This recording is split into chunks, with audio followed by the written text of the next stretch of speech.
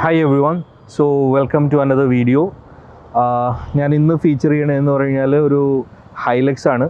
Probably ഞാൻ ഇതുവരെ ചെയ്തേക്കണതിൽ വെച്ച് ഏറ്റവും കൂടുതൽ മോഡിഫൈ ചെയ്തേക്കുന്ന ഒരു ബിൽഡ്. അതായത് യൂഷ്വലി എൻ്റെ പല വീഡിയോസിൽ നിങ്ങൾ കണ്ടേക്കുന്ന പോലെ തന്നെയുള്ള ഓൾ ഔട്ടായിട്ടുള്ളൊരു ബിൽഡാണ്. അതായത് എന്തൊക്കെ ഒരു ഹൈലക്സിൽ ചെയ്യാൻ പറ്റും എന്നുള്ളതിൻ്റെ ഒരു എക്സാമ്പിൾ ചോദിച്ചു കഴിഞ്ഞാൽ ഓൾമോസ്റ്റ് അതിൻ്റെ ബ്രിമ്മിൽ നിൽക്കുന്ന ഒരു വണ്ടിയാണത്. സോ ഫ്രം ദ സ്ക്രാച്ച് വണ്ടി ഷോറൂമിൽ നിന്ന് ഇറങ്ങിയ ടൈം മുതൽ ഞാനിത് ബിൽഡ് ചെയ്യാൻ തുടങ്ങിയതാണ്. ഇപ്പോൾ ഓൾമോസ്റ്റ് ഇപ്പോൾ 2 കൊല്ലം ആവാനായി. ഒരു ലോങ് ടേം അപ്ഡേറ്റ് എന്നും വേണമെങ്കിൽ പറയാം. Tyres are almost wearing out. It's done close to 20,000 kilometres now. So first of all വണ്ടി കിട്ടിയപ്പോൾ തന്നെ നമ്മൾ സസ്പെൻഷൻ അപ്ഗ്രേഡ് ചെയ്തിട്ടുണ്ടായിരുന്നു. അയൺമാൻ്റെ ഫോം സെല്ല് സസ്പെൻഷൻ ഇൻസ്റ്റാൾ ചെയ്ത് അതിൻ്റെ പുറകെ തന്നെ വീൽസും സ്പെഷ്യൽ ഓർഡറിൽ ബ്ലാക്ക് റൈനോ വരുത്തിയിട്ടുണ്ടായിരുന്നു. വീൽസ് ഇൻസ്റ്റാൾ ചെയ്ത് മാക്സിസിൻ്റെ 8980 ആണ് ഇട്ടത്. സോ ആ കാര്യം സ്പെസിഫിക് ആയിട്ട് പറഞ്ഞതെന്ന് പറഞ്ഞു കഴിഞ്ഞാൽ ഒരുപാട് ആൾക്കാർക്ക് ഭയങ്കര മിസ്കൺസെപ്ഷൻ ഉണ്ട്. ഈ ഒരുപാട് കാശ് കൊടുത്തിട്ട് ഒരു സാധനം ഒരു പ്രൊഡക്റ്റ് വാങ്ങിച്ചു കഴിഞ്ഞാൽ that it would be better എന്നുള്ളത്. അത് ശരിക്കും പ്രൂവ് ചെയ്യാൻ പറ്റുന്ന ഒരു സംഭവമാണ് ഈ മാക്സിസിൻ്റെ 8980 എന്ന് പറയുന്നത്. റീസൺ ബീയിങ്, എല്ലാവരും ഇത്രയുമുള്ളൊരു വണ്ടിക്ക് വേണ്ടിയിട്ട് ടയറിന് വേണ്ടിയിട്ട് സ്പെൻഡ് ചെയ്യുമ്പോൾ ജനറലി BF ഗുഡ്രിച്ചിന് വേണ്ടിയിട്ട് പോകും. BF ഗുഡ്രിച്ച് ഇട്ടേക്കുന്നവർക്ക് എല്ലാവർക്കും മോശം അഭിപ്രായങ്ങളാണ് എനിക്ക് കിട്ടിയിട്ടുള്ളത്. റൈഡ് ഭയങ്കരമായിട്ട് മോശമാകുന്നുള്ളതും വില കംപ്ലീറ്റ്ലി ഡിഫറെൻറ്റ് പാർട്ട്. അത് വിൽ കീപ് ദാറ്റ് അസൈഡ്. വിലേനെ കുറിച്ച് നമ്മൾ ചർച്ച ചെയ്യാനുള്ള, പക്ഷേ എന്നാൽ പോലും dead weight of the tyres were so much that it was having pretty bad ride. Suspension ഇട്ടിട്ട് പോലും കംഫർട്ട് കിട്ടാത്ത പ്രശ്നങ്ങൾ, അങ്ങനത്തെ ഒരുപാട് ഇഷ്യൂസ് ആൾക്കാർ ഫേസ് ചെയ്യേണ്ടായിരുന്നു. So I completely ruled out that in the first place. അല്ലാന്നുണ്ടെങ്കിൽ ഇപ്പോൾ ഇത്രയും വലിയൊരു ബിൽഡ് ചെയ്യുമ്പോൾ എന്ന് പറഞ്ഞു കഴിഞ്ഞാൽ ജനറലി അതിലേക്കായിരുന്നു പോകേണ്ടത്. Put in Maxxis. ഇതിനേക്കാളും ബെറ്റർ ആയിട്ടുള്ള ഓപ്ഷൻസും ആക്ച്വലി അവൈലബിൾ ആണ്. At the exact same price മിഷലിൻ്റെ LTX ട്രയൽസും അവൈലബിൾ ആണ്. പക്ഷേ കാണാൻ ഭംഗിയില്ല. Whereas the Maxxis 8980 looks kickass. ഇത് ഒരു ഗരാജ് ക്വീൻ അല്ല. അത്യാവശ്യം നല്ല രീതിക്ക് ഓഫ് റോഡ് പോകുന്ന വണ്ടിയാണ്. എല്ലാ ടെറൈനിലും പുള്ളി ഡെയിലി ഡ്രൈവ് ചെയ്യുന്നുണ്ട്. ഇത് നമ്മളുടെ വളരെ ക്ലോസ് ആയിട്ടുള്ള ഫ്രണ്ടിൻ്റെ വണ്ടിയാണ്. സുരേഷ് ഏട്ടൻ്റെ തന്നെ നമ്മൾ പല വണ്ടികളും ഇതിനു മുന്നേ ഞാൻ ഫീച്ചർ ചെയ്തിട്ടുണ്ട്. ആക്ച്വലി പുള്ളിയുടെ M3, പുള്ളിയുടെ മക്കളുടെ M2, മസ്റ്റാങ്ങും അങ്ങനത്തെ ഒരുപാട് വണ്ടികൾ ഞാൻ ഇതിനു മുന്നേ ഉള്ള വീഡിയോസിൽ ഇട്ടിട്ടുണ്ട്. സോ പുള്ളിയുടെ ഹൈലക്സ് ആണിത്. ഈ ഹൈലക്സിൽ ഫസ്റ്റ് ആ വീൽസും ടയേഴ്സും കഴിഞ്ഞതിന് ശേഷം പിന്നെ ഞാൻ അടുത്ത ചെയ്തതെന്ന് പറഞ്ഞാൽ വണ്ടി ഇറങ്ങിയപ്പോൾ തന്നെ വാങ്ങിച്ചതാണ്. സസ്പെൻഷൻ മോഡ്സ് കഴിഞ്ഞ് നേരെ ബോഡി കിറ്റ് ഇറങ്ങാൻ തുടങ്ങിയപ്പോൾ തന്നെ ജിയാസ്പോർട്ടിൻ്റെ ബോഡി കിറ്റ്സ് ഇൻസ്റ്റാൾ ചെയ്ത്. ജിയാസ്പോർട്ടിൻ്റെ ബോഡി കിറ്റ്സ് ഇൻസ്റ്റാൾ ചെയ്ത് കഴിഞ്ഞപ്പോഴാണ് നമുക്ക് മനസ്സിലായത് വീൽസ് ഇൻഅഡ്യൂക്കേറ്റ് ആണ്. എന്താ വെച്ച് കഴിഞ്ഞാൽ ബോഡി ലൈനിലേക്ക് വരുന്നില്ല എന്നുള്ളത്. So finally I had to order forged wheels for this, forged spacers for the wheels. അത് പ്രയറായിട്ട് നമുക്ക് അറിയായിരുന്നെന്നുണ്ടെങ്കിൽ നമുക്ക് അതിനുള്ള ഓഫ്സെറ്റിലുള്ള വീൽസ് ഓർഡർ ചെയ്യാമായിരുന്നു. പക്ഷേ it was too late for that and it was super expensive. Those wheels were super expensive. അപ്പം നമുക്ക് അതിനുള്ളൊരു ചോയ്സ് ഉണ്ടായിരുന്നില്ല. പിന്നെ കുട്ടി കുട്ടി ബിറ്റ്സ് ഇതിൽ നോക്കുകയാണെന്നുണ്ടെങ്കിൽ ഹെഡ് ലാംപ്സ് ബ്ലാക്ക് ഔട്ട് ചെയ്തിട്ടുണ്ട്. ഇത് I had to take up the head lamps, change the projectors inside. Those are FE റെട്രോഫിറ്റിൻ്റെ Sky 5 എന്ന് പറഞ്ഞിട്ടുള്ള പ്രൊജക്ടേഴ്സാണ്. ഹൈപ്പർസോണിക്കിൻ്റെ night blaster 2.0 projectors, by LED projectors with laser on top of that. പിന്നെ അത്യാവശ്യം നല്ല രീതിക്ക് ക്യാമ്പിങ് ചെയ്യാറുള്ളൊരു വണ്ടി ആയതുകൊണ്ട് തന്നെ പുള്ളി അതിലൊരു ഓണിങ് ഇൻസ്റ്റാൾ ചെയ്തിട്ട് അതിൻ്റെ മുകളിൽ കിടക്കാനും നിൽക്കാനും ആയിട്ട് ഒരു റൂഫ് റാക്ക് വെച്ചിട്ടുണ്ട്. ഹാമറിൻ്റെ കോമ്പണൻസ് ആണ് ഇതിൽ മാക്സിമം കയറ്റിയേക്കുന്നത്. ഷട്ടറാണെങ്കിലും ഓട്ടോമാറ്റിക്കായിട്ടുള്ള ഷട്ടറാണെന്നുണ്ടെങ്കിലും മറ്റേ റോൾ ബാർസ് ആണെന്നുണ്ടെങ്കിൽ എല്ലാവരും ഹാമറിൻ്റെയാണ്. ഹാമർ ഒരു മിഡ് പ്രൈസ് വേരിയൻറ്റിലുള്ള, എന്താ വെച്ച് കഴിഞ്ഞാൽ പിന്നുള്ള ഓപ്ഷൻ എന്ന് പറഞ്ഞു കഴിഞ്ഞാൽ നമ്മൾ ഇതിലേക്ക് പോകുന്നതാണ്, നമ്മളുടെ ARBയിലേക്ക് അല്ലെങ്കിൽ അയൺമാൻ്റെ പ്രൊഡക്ട്സിലേക്ക് പോകുമ്പോൾ എന്ന് പറഞ്ഞാൽ അതെല്ലാവരും നേരെ ഓസ്ട്രേലിയയിൽ നിന്ന് വരുന്നത് കൊണ്ട് തന്നെ മൾട്ടിപ്പിൾ ഫോൾഡ്സ് വിലയാണ്. ഇപ്പോൾ പുറത്ത് ആൾക്കാർ വാങ്ങിച്ചു വയ്ക്കുന്ന പോലെ അത്ര എളുപ്പത്തിൽ നമുക്ക് ഇവിടെ അയൺമാൻ അല്ലെങ്കിൽ ARBയുടെ പാർട്സ് വാങ്ങിച്ചു വയ്ക്കാൻ മുതലാവില്ല. ജസ്റ്റ് ഒരു ബമ്പറിൻ്റെ വിലയൊക്കെ നോക്കുകയാണെന്നുണ്ടെങ്കിൽ 3 ലക്ഷം രൂപ ആ റേഞ്ചൊക്കെ വരും. അല്ലെങ്കിൽ ഇതുപോലത്തെ ആക്സസറീസൊക്കെ it's horrifyingly expensive. Hammer whereas it's a proven, very very proven Thai brand. അത് നല്ല രീതിയിൽ ഉള്ള ക്വാളിറ്റി ഉണ്ട്. Unlike the usual Chinese stuff that you get, ഒരുപാട് ഡിസൈൻ ഓപ്ഷൻസും സംഭവങ്ങളും ഉണ്ട്, അത് ആഡ് ചെയ്തിട്ടുണ്ട്. On top of that audio പുള്ളിയുടെ എല്ലാ വണ്ടികളിലും ഞാൻ ചെയ്യാറുള്ളത് പോലെ തന്നെ ഇതിലൊരു DSP ആംപ്ലിഫയർ വെച്ചിട്ട് front 2-way semi active 3-way semi active and a subwoofer, ഒരു ഈറ്റോണിൻ്റെ slim subwoofer behind the seat കൊടുത്തിട്ടുണ്ട്. റിയേഴ്സ് ഇല്ല, റിയർ ഡിലീറ്റ് ആണ്. It's in fact running of the stock head unit. പിന്നെ കംപ്ലീറ്റ്ലി സ്ട്രിപ്പ് ഔട്ട് ചെയ്തിട്ട് ഇൻറ്റീരിയേഴ്സ് ഫുള്ള് റൂഫ് ഉൾപ്പെടെ ഞാൻ ടാമ്പ് ചെയ്തിട്ടുണ്ട്. റൂഫ് ലൈനേഴ്സ് എല്ലാവരും ബ്ലാക്ക് ഔട്ട് ചെയ്ത്, A pillars B pillars C pillars black out ചെയ്ത്, റൂഫ് ഞാൻ ബ്ലാക്ക് ഔട്ട് ചെയ്ത്, ഈവൻ പിടിക്കുന്ന പിടികൾ സ്ഥിരമായിട്ട് നമ്മുടെ ബിൽഡുകൾ കാണാറില്ലാണെങ്കിൽ നിങ്ങൾക്ക് മനസ്സിലാവും, it's A common thing that we do. എല്ലാ ക്രോം ബിറ്റുകളും ഡിലീറ്റ് കൊടുത്ത്, even the logos on the side, the Hilux എന്നുള്ള ലോഗോസും എല്ലാവരും നമ്മൾ നേരെ ബ്ലാക്ക് ഔട്ട് ചെയ്ത് കൊടുത്ത്. അതൊക്കെയാണ് കോസ്മെറ്റിക് ആയിട്ടുള്ള മോഡ്സ്. റിയർ ബമ്പേഴ്സ്, ഹാമറിൻ്റെ റിയർ മെറ്റൽ ബമ്പേഴ്സ് എന്താണെന്ന് വെച്ച് കഴിഞ്ഞാൽ ആംഗിൾ ഓഫ് എന്താ പറയുന്ന approach angle, so that also help ചെയ്യാൻ വേണ്ടിയിട്ട് നമ്മൾ ആ സ്റ്റോക്ക് ബമ്പേഴ്സ് മാറ്റിയിട്ട് മെറ്റൽ ബമ്പേഴ്സ് വെച്ചിട്ടുണ്ട്, which gives it better off roadability. So that have been done, the usual tints and everything. So this came out to be like one of those classic examples of how to build a Hilux എന്നുള്ളത് ചോദിക്കുകയാണെന്നുണ്ടെങ്കിൽ ഈ വണ്ടിയിൽ എല്ലാം ചെയ്തിട്ടുണ്ട്. By the text book ഒരു ഹൈലക്സിൽ എന്തൊക്കെ ചെയ്യാൻ പറ്റുമെന്ന് വെച്ചാൽ അതെല്ലാവരും ഈ വണ്ടിയിൽ നിങ്ങൾക്ക് കാണാൻ പറ്റും. So you can use this video as a guide to how to build your Hilux. This thing is running a really kick-ass tune. This was one of the first Hiluxes that I had tuned. ഇത് stock വരുന്നത് 204 bhp and 400 and change ടോർക്കായിരുന്നു. ഇതിനൊരു massive ബമ്പാണുള്ളതെന്ന് വെച്ച് കഴിഞ്ഞാൽ ഈ engine Toyota വളരെ modest ആയിട്ടുള്ള power ഫിഗേഴ്സേ കൊടുത്തിട്ടുണ്ടായിരുന്നുള്ളൂ. പക്ഷേ നമ്മൾ അതിലൊരു വെറൊരു സ്റ്റേജ് 1 ട്യൂണിൽ തന്നെ 40 bhp ഗെയിനും 100 Nm ടോർക്കും ഗെയിനും വന്നിട്ടുണ്ട്.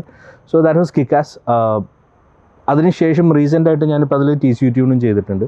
TCU ട്യൂൺ എന്താ വെച്ച് കഴിഞ്ഞാൽ even though the engine was pretty peppy, gear box നല്ല ലാഗിങ് ആയിരുന്നു. ഗിയർ ബോക്സ് നല്ല ലാഗിങ് ഇൻ ദ സെൻസ് കുറച്ച് ഒരു ലോ സ്പീഡിലൊക്കെ കുറച്ച് മണ്ടം കളി ഉണ്ടായിരുന്നു. അപ്പോൾ അതൊക്കെ നമുക്ക് കാല് കൊടുത്തിട്ടൊരു ചെറിയ ഡിലേ കഴിഞ്ഞിട്ട് ബൂസ്റ്റ് പിടിച്ച് പിന്നെ വണ്ടി മൂവ് ചെയ്യുള്ളൂ.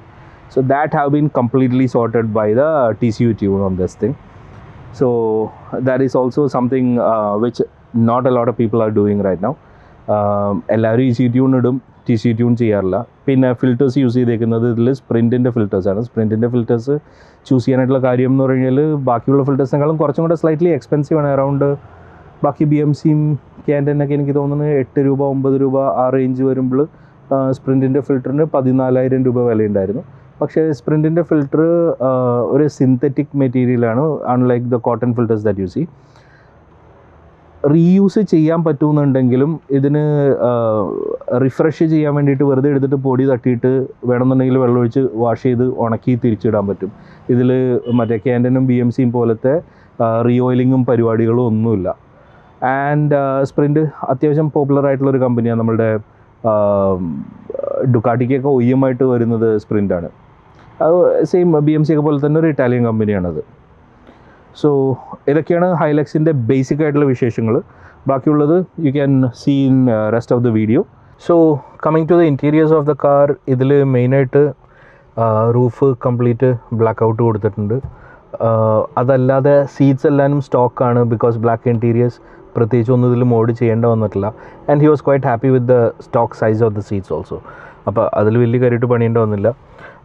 ആംബിയൻ ലൈറ്റ്സ് കൊടുത്തിട്ടുണ്ട്, ഒരു GR സ്പോർട്ടിൻ്റെ gear knobs, because the stock gear knobs looked very boring to him. Steering wheels, GR Sportൻ്റെ steering wheels വന്നിട്ടുണ്ട് with paddle shifters. We should be soon changing over to that. അതല്ലാതെ 3-way audio system, ഹെർട്സിൻ്റെ 3-way semi active ആണ് ചെയ്തേക്കുന്നത്. ഇത് ഒരു 6 channel DSP amplifier വെച്ചിട്ട് നമ്മൾ front mid ബേസും mid റേഞ്ചും ട്യൂട്ടറും സബൂഫറും ഒറ്റ ആംപ്ലിഫയറിൽ നിന്ന് റൺ ചെയ്യുന്നത്. സബൂഫർ സീറ്റിൻ്റെ ബാക്കിലായിട്ട് മോൾഡ് ചെയ്തിട്ട് നമ്മളൊരു ഈറ്റോണിൻ്റെ സ്ലിം സബൂഫർ വെച്ചേക്കുന്നത്. DSPയുടെ കൺട്രോളറാണ് ഇരിക്കുന്നത്. ഇതിലേക്ക് തന്നെ നമുക്ക് ഡയറക്റ്റ് ബ്ലൂടൂത്ത് പെയർ ചെയ്തിട്ട് അതിലേക്ക് പാട്ട് പ്ലേ ചെയ്യാൻ പറ്റും. സോഴ്സ് ഇതിൽ നിന്ന് തന്നെ മാറ്റാനും സെലക്ട് ചെയ്യാനും പറ്റും. അതല്ലാതെ നാവിഗേഷൻ ഇപ്പോൾ ഇതിലിട്ടിട്ടുണ്ടെങ്കിൽ അതിൻ്റെ സൗണ്ടുകളും അതിൽ കൂടെ തന്നെ കയറി വരും, even while our Bluetooth is playing. അതല്ലാന്നുണ്ടെങ്കിൽ സ്റ്റാൻഡ് ലോൺ ആയിട്ട് ഹെഡ് യൂണിറ്റിൽ നിന്നുള്ള ഇൻപുട്ട് മാത്രം കൊടുത്തിട്ട് പ്ലേ ചെയ്യിക്കാനും പറ്റും. അതല്ലാതെ ഞാൻ നേരത്തെ പറഞ്ഞ കൺട്രോളർ ഇതാണ്. ഇവിടെ ഉള്ള ഈ കൺട്രോളർ വെച്ചിട്ട് നമുക്ക് അഡീഷണലായിട്ട് എന്തൊക്കെ ആക്സസറീസ് ഉണ്ടെന്ന് വെച്ച് കഴിഞ്ഞാൽ അതെല്ലാനും നമുക്കതിൽ ആഡ് ചെയ്ത് കൊടുക്കാൻ പറ്റും. ഇവിടെ നിന്ന് നമുക്ക് മാനുവലായിട്ട് ഓരോ സ്വിച്ചസും എനേബിൾ ചെയ്യണമെന്നുണ്ടെങ്കിൽ എനേബിൾ ചെയ്യാൻ പറ്റും. അപ്പോൾ ഇതിൽ ഈ ബ്ലാങ്ക് സ്പേസസ് കിടക്കണമെന്ന് വെച്ച് കഴിഞ്ഞാൽ ഇവരിത് തരുമ്പോൾ എന്ന് പറഞ്ഞു കഴിഞ്ഞാൽ ഇത് എല്ലാവർക്കും വേണ്ടിയിട്ട് റെട്രോഫിറ്റ് ചെയ്യാൻ വേണ്ടിയിട്ടാണല്ലോ. അപ്പോൾ ഇതിലിപ്പോൾ റൂഫ് ലൈറ്റും റോക്ക് ലൈറ്റ് പിന്നെ ലോഡിങ് ഫ്ലഡ് ലാമ്പ്, ഇനിയിപ്പോൾ ഇതിലേക്കുള്ള സ്റ്റിക്കറുകൾ നമ്മൾ എടുത്ത് ഒട്ടിക്കണം. അത് എൻ്റെ അടുത്ത് സ്റ്റിക്കേഴ്സ് ഇരിപ്പുണ്ട്. So based on what we require we can put those stickers over here. That's what we have plan so far. So that's all for the Hilux build. ഇതേപോലത്തെ interesting ആയിട്ടുള്ള ബിൽഡുകൾ ഇനിയും കാണണമെന്നുണ്ടെങ്കിൽ കീപ്പ് വാച്ചിങ് അവർ ചാനൽ. ഇത് ഒരു extreme ആയിട്ടുള്ളൊരു Hilux ബിൽഡാണ്. We have done quite a lot of Hiluxes. GR sport കിറ്റുകൾ ഒരുപാട് ഇൻസ്റ്റാൾ ചെയ്തിട്ടുണ്ട്. അതേപോലെ ഈ സസ്പെൻഷൻസും ടഫ് ഡോഗിൻ്റെയും അയൺമാൻ്റെയും സസ്പെൻഷൻസും നമ്മൾ സ്ഥിരമായിട്ട് ചെയ്തുകൊണ്ടിരിപ്പുണ്ട്. ഇതാണ് ഇതിൽ ഏറ്റവും പോപ്പുലർ ആയിട്ടുള്ള മോഡുകൾ. ബാക്കി എല്ലാവരും ഓരോരുത്തരുടെ റിക്വയർമെൻറ്റ് അനുസരിച്ച് അഡീഷൻസ് ആയിട്ട് വരുന്ന കാര്യങ്ങളാണ്. Hello everybody, like Munim was mentioning earlier, this particular Hilux is one of the most highly spec'd Hiluxes in the country. I'm sure Munim has already mentioned a long list of mods that have gone into this car. And where we come in for this particular build is the ECU calibration and the TCU calibration. So this particular Hilux is running our stage 1 ECU tune and our stage 2 gearbox tune. So with the ECU tune, we've been dyno testing them and we have been road testing them for about 4 months on the Toyota 2.4 and the 2.8 liter engines, and only then our tunes were available to the general public. So like Munim was saying, this is one of the first 2.8 liter Toyota engines that we had flashed, and this car has been running this map for how long, Munim, now? Almost 2 years now. Maybe about 2 years. So 20,000 kilometers done now. Yeah, 20,000 kilometers done on this tune, and the car is as reliable as a stock car. So basically from our R&D on the dyno, what we've seen is these engines are really peppy when you mod them, and this particular car has gained about 40 to 45 horsepower and about 100 Nm torque. So all of that bucket loads of torque that the car is now developing basically makes it really nice to drive on the highways. So one advantage is not only your cruising speeds are very nice, but the fuel economy on these cars has also potentially increased quite a bit. One more thing that I would like to add is that all these modes that have been done on the car does add a lot of weight to the car. So we are actually just compensating for the power loss with the weight that we did. With all the additions like the roof rack and the very heavy automatic shutters and all that. The rear bumper itself, you need 2 people to put that onto the car. It's some 45-50 kilos just the rear bumpers alone. Yeah, so when you do all those mods, you tend to add a lot of weight on the car, and that makes the car even more sluggish. So from the feedback that we have got from the owners, the car is a lot better to drive now because they got the tune after all the visual mods were actually installed on the car. Like I was mentioning earlier, that 40 horsepower and 100 Nm make quite a significant difference on these engines, and that is not where the mods on this particular engine actually end, right? So in case anybody wants to add a little more torque, so we can actually do a BCAT downpipe on these cars. We can delete you can literally DPFs. send it to the moon. Yeah, so we can delete the DPF as well. So one issue that is plaguing all the Toyota owners with the 2.4 and the 2.8 liter engines is the fact that the DPFs clog very easily on the BS6 cars especially. So if you have one of those problems where your DPF is clogged and you don't want to pay that kind of money to replace it with a new one, then we can do a stage 2 setup on this car. With the stage 2 setup, we have dynoed a couple of 2.8s, and those cars are roughly making about 60 Nm more torque at the low end compared to the stage 1 tunes. But the one caveat that comes with the stage 2 tunes is the cars tend to smoke a bit.